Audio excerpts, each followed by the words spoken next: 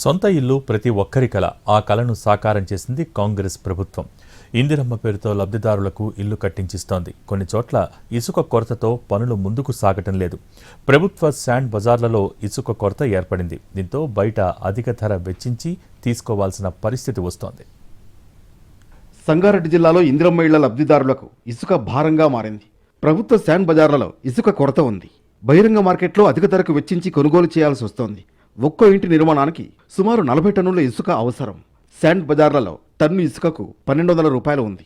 బహిరంగ మార్కెట్లో టన్నుకు కనీసం 2500 రూపాయల నుంచి 3000 వరకు పెట్టుకుంటున్నారు.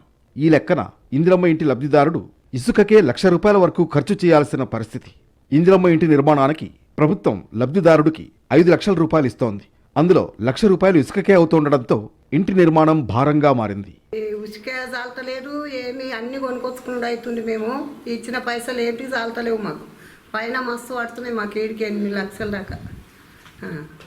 ఇక అంతా మంచిగా ఉండి కానీ పైసలు మాత్రమే ఎక్కువ ఇవ్వాలి.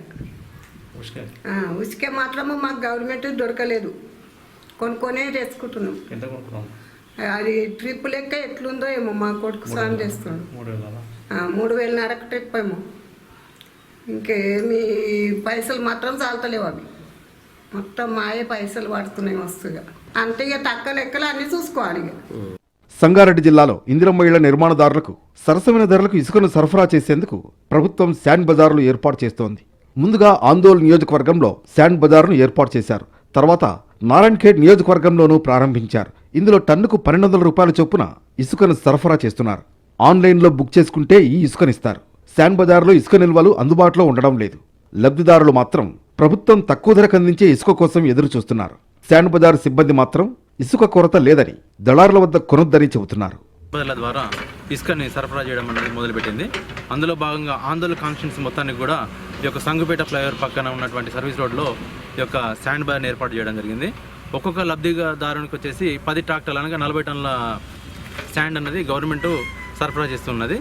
దీని యొక్క ప్రాసెస్ ఏంటంటే మనం ముందుగా ఆన్లైన్లో మనం పేమెంట్ కట్టి ఆన్లైన్కి వెళ్ళేసి ఇందిరమ్మ ఇల్లు పేపర్ ఒకటి, సెక్రటరీ ద్వారా ఒకటి కూపన్ రాపించుకునేసి, అంటే వీళ్ళు ఇల్లు కడుతున్నారు అనే ఒక కూపన్ మనం అప్లోడ్ చేసినట్లయితే అందులో పేమెంట్ సిస్టమ్ అడుగుతుంది.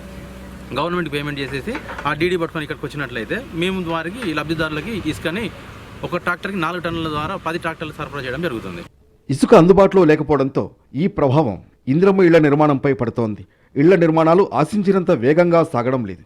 జిల్లాలో 14,500 మంది లబ్ధిదారులకు ఇందిరమ్మ ఇళ్లు మంజూరు కాగా అందులో 7,800 మంది ఇంటి నిర్మాణాలను ప్రారంభించారు. ఇందులో 5,900 ఇళ్లు ఇంకా బేస్మెంట్ స్థాయిలోనే ఉన్నాయి. ఇళ్లు మంజూరై నెలలు గడుస్తున్నా పనులు మాత్రం ఆశించిన మేరకు సాగడం లేదు. మొదట్లో సాంకేతిక సమస్యల కారణంగా నెమ్మదిగా ఇంటి పనులు మొదలయ్యాయి. ఇప్పుడు అలాంటి సమస్య లేకపోయినా ఇసుక కొరతతో పనులు నెమ్మదించాయి. అధికారులు ఇప్పటికైనా ఇసుకను శాండ్ బజార్లలో అందుబాటులో ఉంచాలని ఇందిరమ్మ ఇళ్ల లబ్ధిదారులు కోరుతున్నారు.